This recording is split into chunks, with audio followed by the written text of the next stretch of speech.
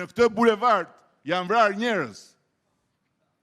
Me pushkët e shtetit janë vrarë njerëz për të protestuar.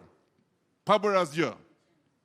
Sot është gjë shumë e madhe që është bërë bulevardi i Tiranës si karnavalet e Rio de Janeiros që i ndjek gjithë bota. Apo jo, shkojnë njerëzit, dalin, propozohen, dashurohen, ndahen, martohen bulevard. Dhe kjo tregon që ne kemi krijuar kushtet që në këtë vend të lulëzoj edhe në këtë formë liria dhe demokracia, ca dalin atje, ca shohin futboll, ca lozin basketbol, ca pin kafe, po qohu nga kafja,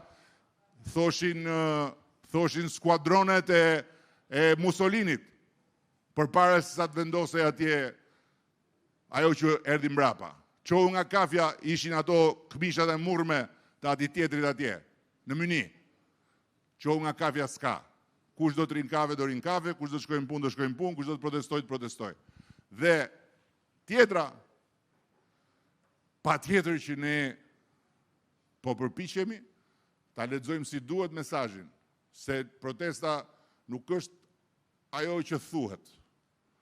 Protesta është edhe ajo që nuk thuhet. Edhe për mirë dhe për keq.